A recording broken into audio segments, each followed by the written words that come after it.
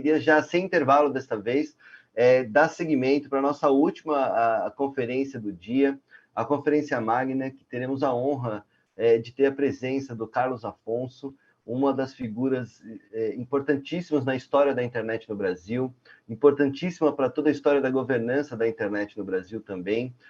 E para fazer essa conversa com a Conferência Magna do professor Carlos Afonso, que é diretor executivo do Instituto NUPEF, eu convido outra pessoa muito especial que esteve com a gente na abertura e é uma pessoa-chave para a existência do Dia da Internet Segura, como a gente tem nessa 14ª edição no Brasil, que é o professor Demi Guetio, presidente do NIC-BR, conselheiro notório saber do CGI.br, como já apresentado na abertura, uma das pessoas, talvez a pessoa mais importante que fez possível a internet no Brasil, como a gente conhece hoje. Então, professor Demi, uma honra enorme, de novo, tê-lo, não apenas na abertura, mas agora também, para comentar e mediar essa conferência magna, para fechar a nossa jornada de hoje com toda a qualidade e excelência que a gente pode ter com as suas palavras, professor Demi. Bom, puxa vida, muito obrigado. Rodrigo, estamos aqui entrando na última fase desse belíssimo dia que tivemos pela frente. A primeira observação que eu faria é o seguinte: acho que foi mais ou menos estratégica a distribuição, porque nós temos um jeito de chegar na idade média certa, de uns 40 e poucos anos aí para o palestrante, foi juntar eu e o CA no final, daí fica uma idade média adequada, porque de alguma forma estamos um pouco fora da curva. Então vamos lá. Eu acho que o espectro de preocupações em relação à internet segura é extremamente amplo.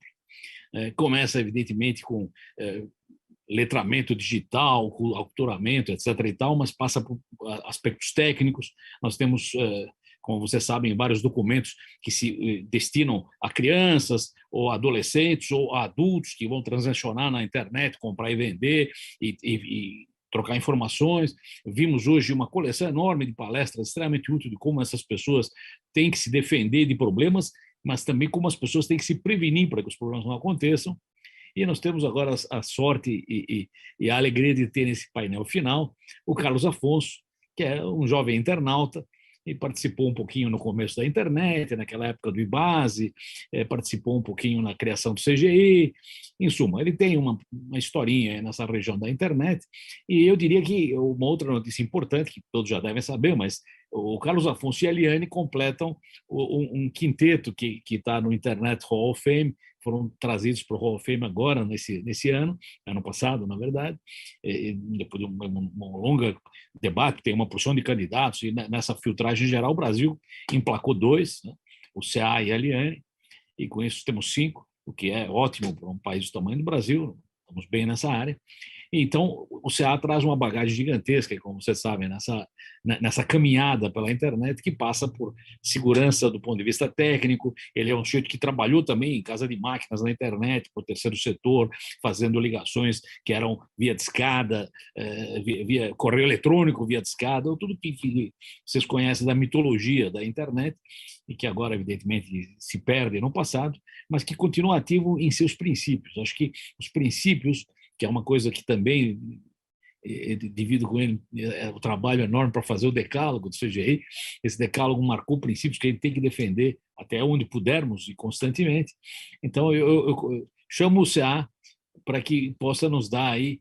O tema da palestra são 3 linhas, mas podem ser 3, 5, 2 linhas importantes que devem ser defendidas e que nos garantam um mínimo de segurança para que esse dia da internet segura, de fato, redunde em melhoria para todos nós. Então, sem aborrecê-los mais com palavras inúteis, eu vou chamar o Carlos Afonso, que nos brindará com comentários sobre a área, e depois, evidentemente, se tivermos tempo, faremos algumas perguntas. Céa, por favor, a bola está com você. Obrigado, Demi. Consegue me ouvir? Sim? Alô? Conseguem me ouvir? Perfeitamente. Sim, perfeitamente. Obrigado. Ok. Então, vamos com a primeira coisa, é agradecer a introdução do Demi e dizer que foi uma aventura espetacular acompanhar, não consegui acompanhar tudo, mas acompanhar todos esses relatos nesse evento de hoje, começando lá com a doutora Ito. Infelizmente, não consegui pegar do comecinho com a apresentação do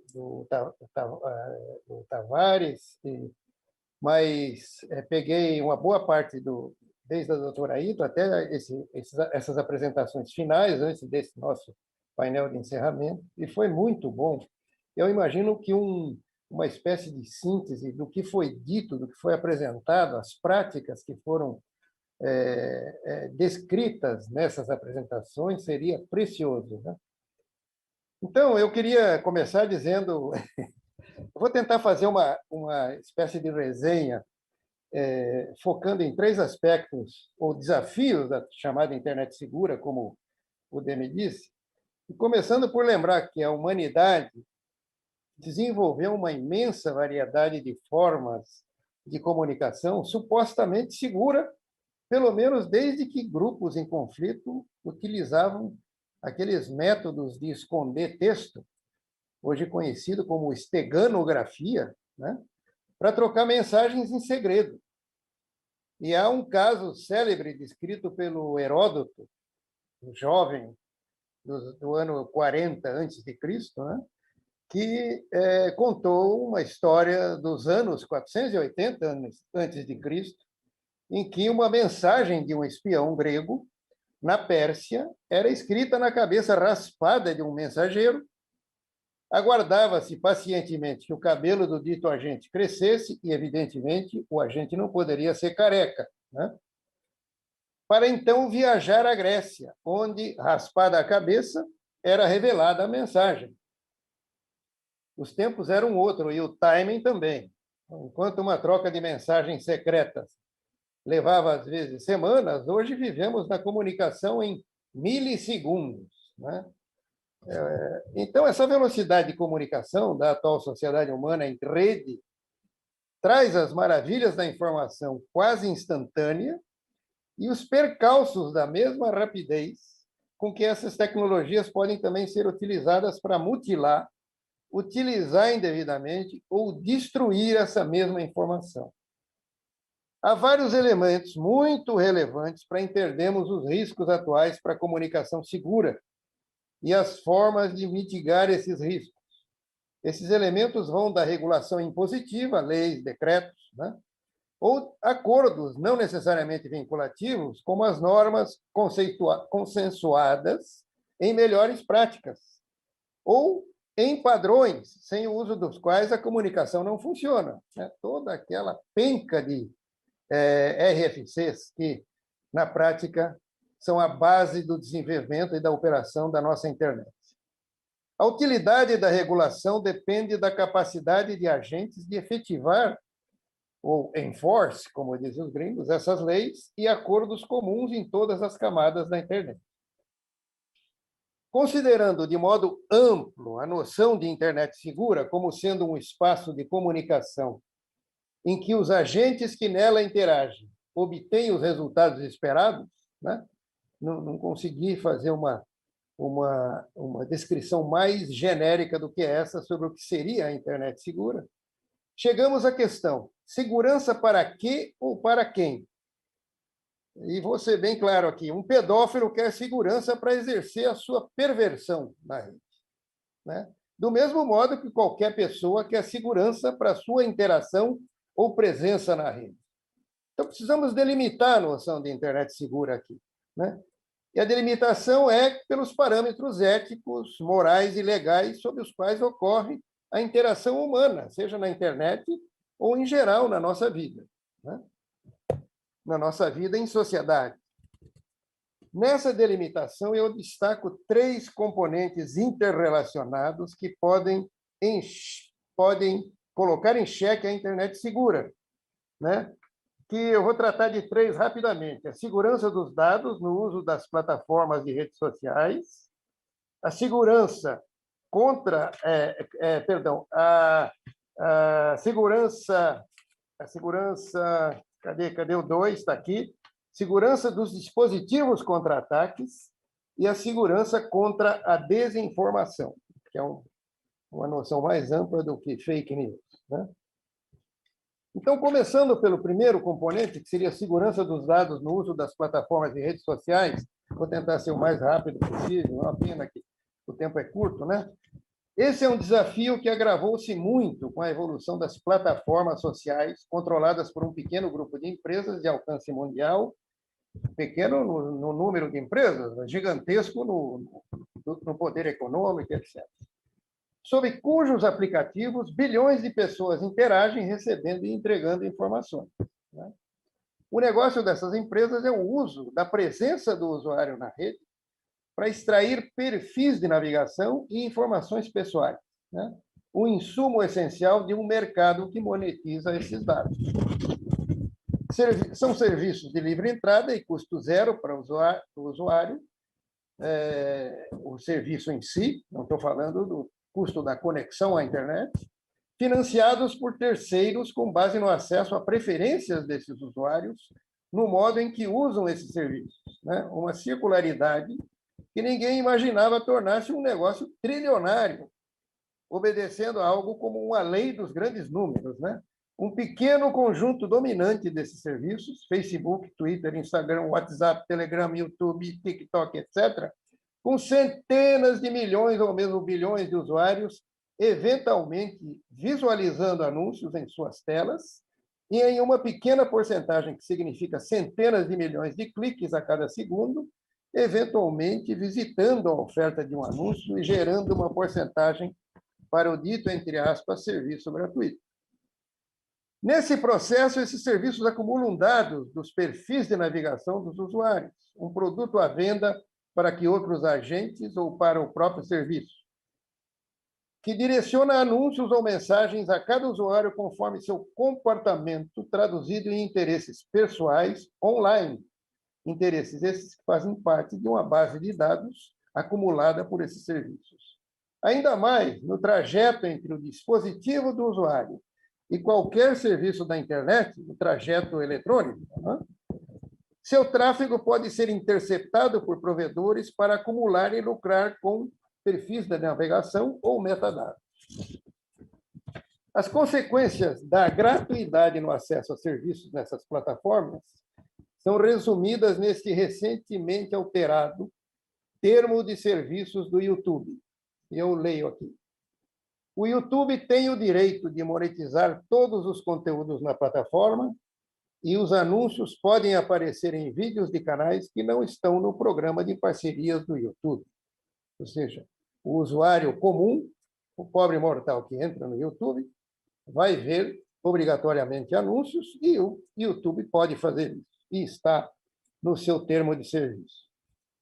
O segundo ponto é a segurança dos dispositivos contra ataques. E essa aqui é uma das coisas mais sérias, cabeludas, que nós temos que enfrentar. E é uma guerra em que toda a rede de segurança que a gente dispõe, os CERTs, os CSIRTs, os sistemas de alerta, etc., infelizmente, ainda estão perdendo a batalha. Né? A internet, desde os seus primórdios, tem incidentes de segurança. O primeiro vírus, o Creeper, totalmente inofensivo pelos padrões de hoje, foi criado em 1971 na ARPANET. Em 1974, surgiu o Rabbit. Em 1975, o primeiro cavalo de Troia, chamado Animal. Talvez daí venha a expressão cavalo de Troia. Ou porque era um cavalo de Troia, chamaram de Animal. Não sei aí o que levou ao quê. Depois veio o Brain, criado por vendedores de software paquistaneses que queriam impedir o uso de software pirata. E foi o primeiro vírus a afetar o setor de boot dos discos, de inicialização. Isso em 86.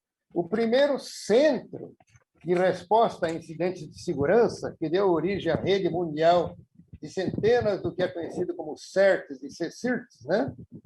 Foi criado em novembro de 88, após o incidente conhecido como verme da internet, ou verme de Morris, que derrubou grande parte da internet na época, em 1988, né?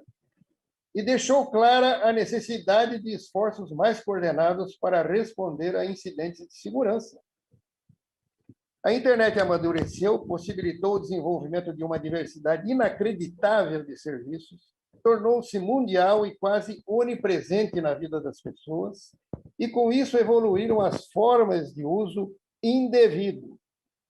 Uma das vertentes mais graves é o conjunto de técnicas de ataque para sequestro de dados, que passou a um novo patamar com o famoso vírus WannaCry.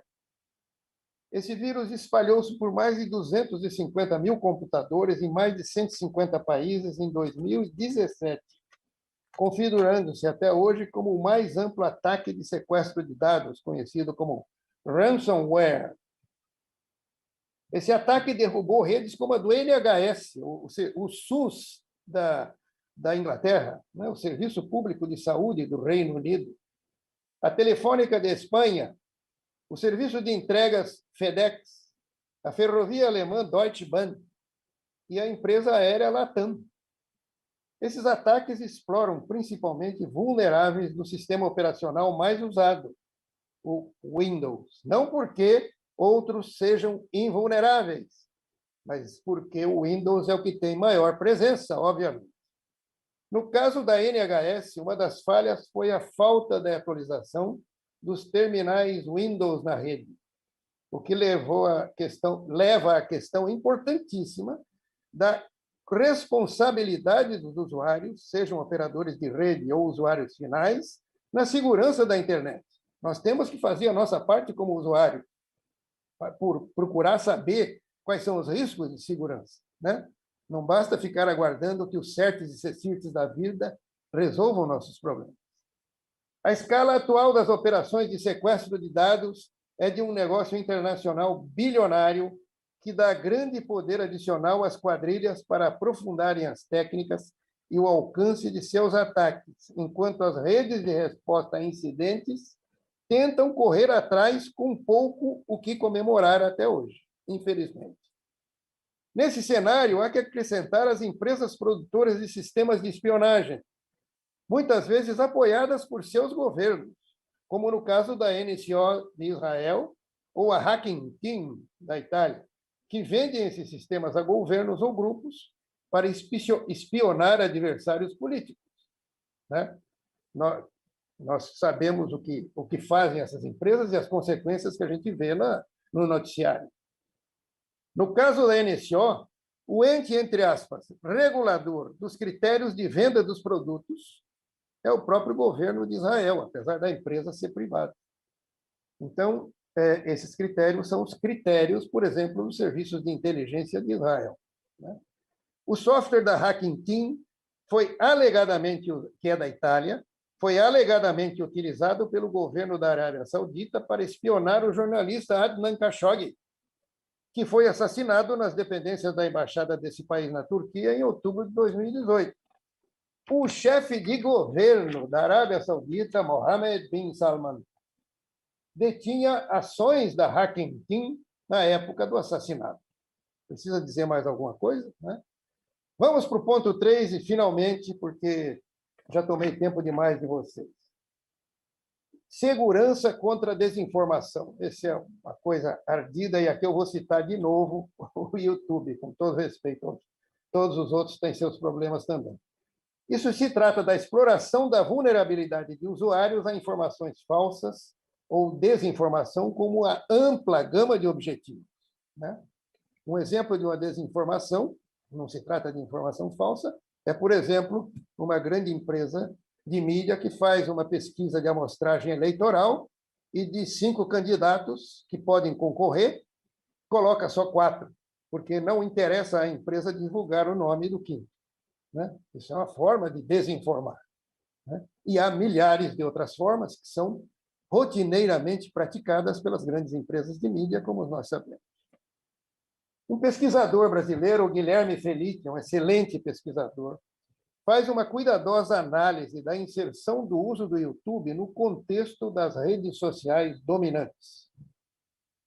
Visitado ocasionalmente ou regularmente por praticamente todos os usuários da internet no Brasil, o YouTube tem servido, sobretudo, como uma base de disseminação de mídia por parte de grupos culturais ou políticos que usam o YouTube como fonte de apoio para impulsar mídia em outras redes sociais, como WhatsApp, Telegram e outras.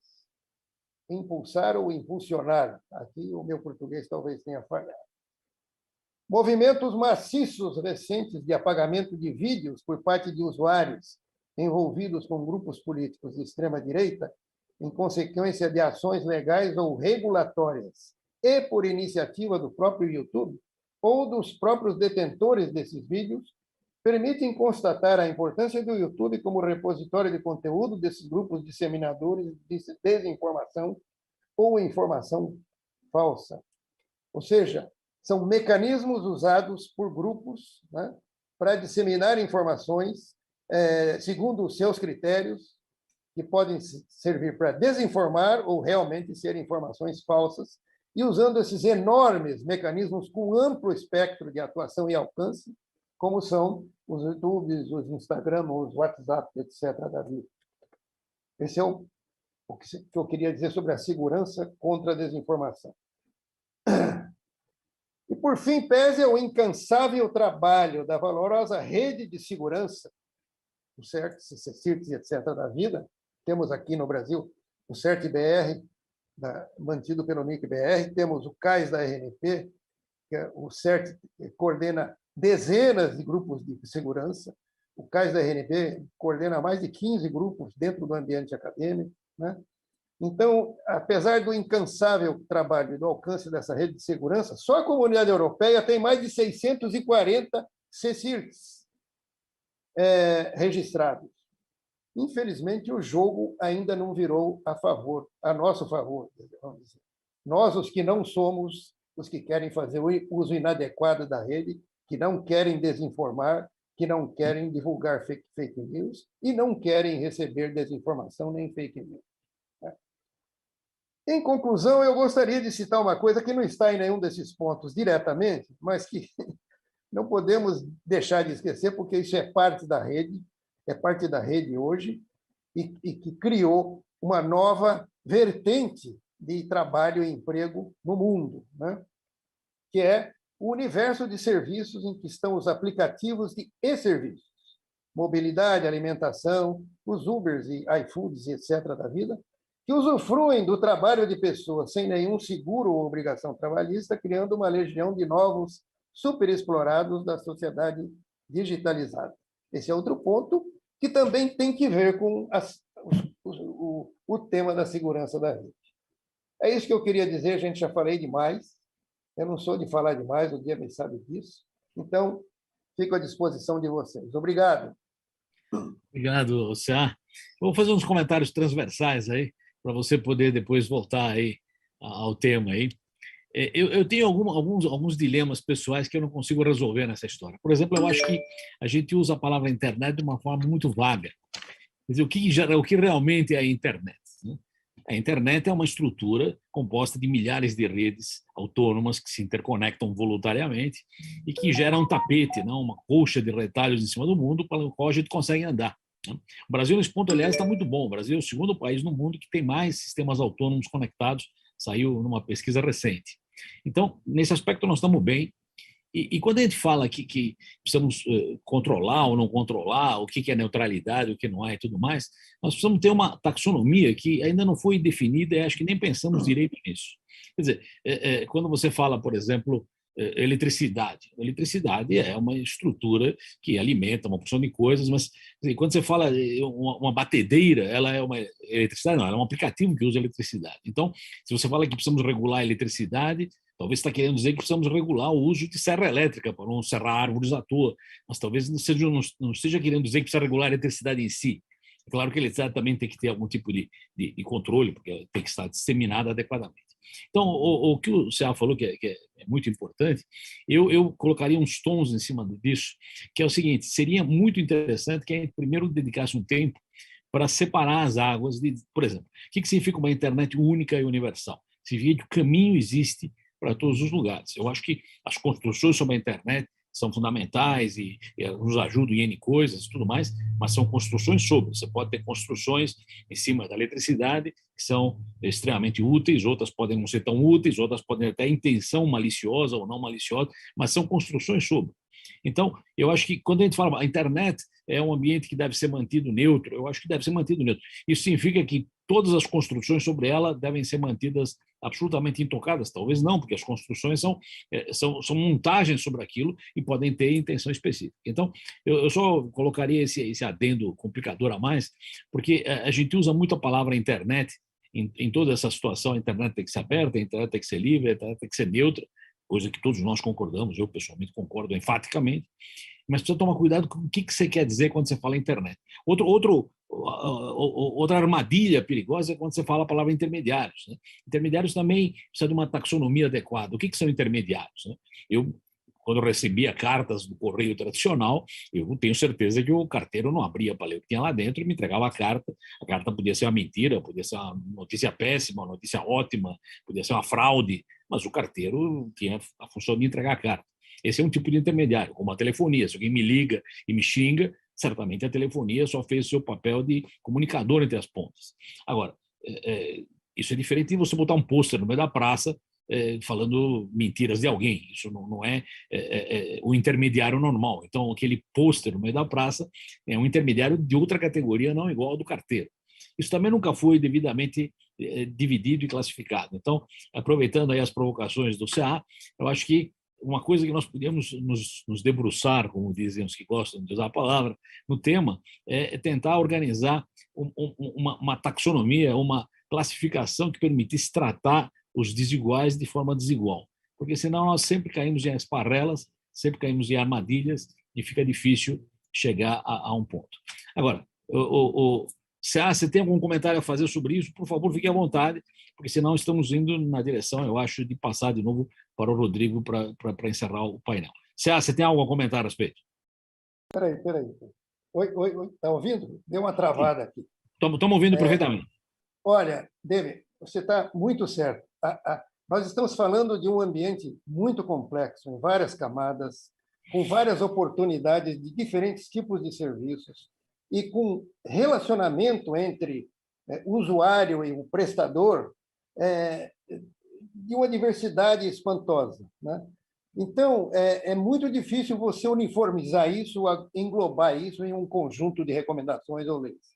Mas uma coisa que eu acho importante é que há, ainda assim, conjuntos de princípios fundamentais que continuam válidos. Eu, por exemplo, hoje, eu tive a honra de participar, como DEME, da elaboração dos 10 princípios de governança e uso da internet, elaborados pelo CGIBR, em 2008, né?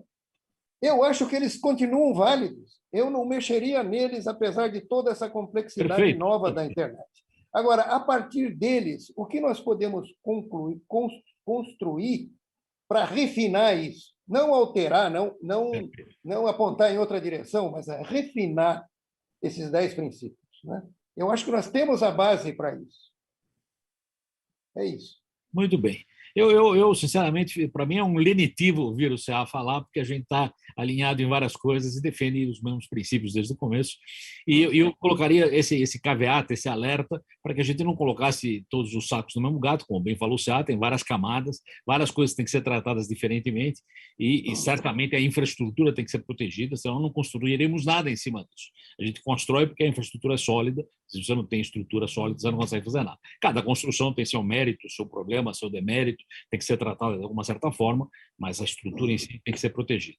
Eu acho que foi um longo dia com um monte de debates. Essa iniciativa do Dia da Internet Segura é extremamente importante, até pelas múltiplas facetas que tem, desde a parte técnica, desde como você protege seu dispositivo, a parte comportamental, como você não se expõe aos riscos, a parte de confiança, você precisa saber com quem está falando, porque você está tratando com o seu banco, você tem uma certa intimidade, você está tratando com alguém que não é conhecido seu, a intimidade é outra. Então, todas essas facetas diferentes do nosso convívio na internet devem ser levadas em conta, e esse Dia da Internet Segura ataca todos esses pontos, incluindo cultura, incluindo como você ensina as novas gerações a funcionarem. E eu terminaria só dizendo um comentário antigo que eu já fiz mais de uma vez aí, numa pesquisa do CETIC Kids Online, uns tempos atrás, quando perguntaram, a Kids Online pergunta sempre aos pais e aos filhos a mesma coisa, para fazer uma comparação de respostas. E quando perguntaram, você acha a internet um ambiente que tem riscos? Fizeram essa pergunta aos pais e fizeram essa pergunta aos filhos. E aí, quando foram computar os resultados, notaram, para espanto, pelo menos para meu espanto, que os filhos diziam que tinha riscos na internet em proporção maior que os pais. Então, se vê que talvez a nova geração vem um pouco mais de firmware embutido, ou um pouco mais de alerta embutido de que existem riscos na internet, e nós, digamos, os que não somos nativos digitais, confiávamos um pouco mais na boa-fé em geral. Então, isso é um bom indicador, se vê que as pessoas vêm mais alertas para o problema, provavelmente serão menos vítimas do que acontece hoje na internet, e pelo menos a gente tem aí uma perspectiva que lida desse jeito, seria otimista para a rede e para a comunidade como um todo. E aí eu repasso, então, ao Rodrigo, mais uma vez, agradecendo aí o convite para participar disso. Eu achei que foi um dia muito ativo, muito útil, e teremos, espero eu, mais desse tipo, bastantes mais aí. Obrigado. Demi, posso falar mais uma coisinha? Pode, sem dúvida. Primeiro, eu quero agradecer por essa volta de contato com essa turminha boa do SaferNet, pessoal muito brilhante, muito comprometido, e que é uma beleza poder trabalhar juntos com esse pessoal, uma coisa fantástica. Em segundo lugar, eu queria cumprimentar o Demi e todos os outros porcos pela vitória de hoje de 2-0. Ah, muito bem, muito bem. E espero que consiga repetir a vitória na final. É isso. Muito obrigado a todas e todas, e muito obrigado pela oportunidade. Rodrigo. Excelente, professor Carlos Afonso, professor Demi, uma honra enorme ouvir essas palavras. Temos aí vocês como referência, né, de não só na história, mas no presente da governança da internet, para a gente ter o Brasil seguindo como um país referência também no que é o aspecto dos múltiplos setores unidos. O Dia da Internet Segura é muito essa mesma perspectiva, né? A união dos múltiplos setores com as suas contribuições. Então, excelentes reflexões, todas registradas aí nessa 14ª edição, somando-se a todas as outras. Desejamos vida longa ao dia também, professor Demi, dessa parceria, essa correalização. Resumo aqui alguns dados, né? Foram debates incríveis, não teria capacidade de resumir a diversidade de temas, de conteúdos, mas alguns números mais objetivos, né? A gente teve uma jornada longa, né? Mais de 8 horas de transmissão e de debates, com 32 convidados, sendo 20 mulheres. A gente teve majoritariamente mulheres brilhantes, com altos postos de comando representadas aqui, com a diversidade regional, diversidade de países, diversidade étnica. Isso é muito importante, especialmente para nós no SaferNet Brasil. 4 continentes participaram aqui, 7 países diferentes, trazendo suas experiências nesse evento que é bastante global, mas aqui no Brasil também temos a oportunidade de trazer um pouco dessa experiência plural e compartilhada com tantos países, né? Foram também aqui registrados mais de 35 eventos, professor Demi, descentralizados que acontecem espalhados pelo Brasil. Mais de 13 estados diferentes estão mobilizados aí, continuam se mobilizando, porque, como comentei em outro painel, segue aberto para quem está ao vivo, mesmo para quem vai assistir isso, e ainda é mês de fevereiro, você pode cadastrar sua própria atividade, mobilizando a sua instituição, seja de forma remota, seja presencial numa escola, num projeto social, ou mesmo numa companhia, numa empresa, um pequeno provedor, uma startup, seja qual for o seu setor de atuação, parar e pensar o que vocês, com as suas condições, podem fazer para tornar também a internet mais segura e mais positiva no âmbito das suas atribuições, nas suas instituições, porque esse é um desafio compartilhado, né? Tivemos os jovens brilhantes participando, na verdade, há 4 dias participando de espaços não só de escuta, mas espaços de construção, pensando o futuro da cidadania digital. Os jovens do programa Cidadão Digital, que a SaferNet desenvolve com apoio da Meta, e que também teve o apoio do NIC e do GBR para acontecer agora, estão aí ainda com a gente ao vivo, acompanhando, trazendo suas contribuições e relatando para levar isso para os seus estados. São 20 estados diferentes que esses jovens representam, e são jovens líderes que impactam suas comunidades. E para encerrar, eu queria lembrar também, professor, uma trajetória muito menor, mas lembro que logo que entrei na governança da internet, ouvindo o professor Carlos, o professor Dembe, os colegas do CGI, do NIC. Eu lembro que uma das primeiras ações que a gente fez, né, e o Thiago Tavares, que me apresentou as ações que vocês já fazem há tanto tempo, a gente traduziu, o Thiago Tavares se lembra, os decálogos, né, dos 10 princípios de governança da internet para uma linguagem jovem, para crianças brincarem com joguinhos de memória, para ir gradativamente se apropriando com outra linguagem, de outra forma, dessa complexidade que o decálogo traz. Mas acho que essa é parte da missão, né, professor Demi? É fazer o decálogo ser tão simples, tão evidente e tão habitual que qualquer criança que use a internet ou qualquer dispositivo digital conectado às redes possa ter esses princípios em seus comportamentos, né?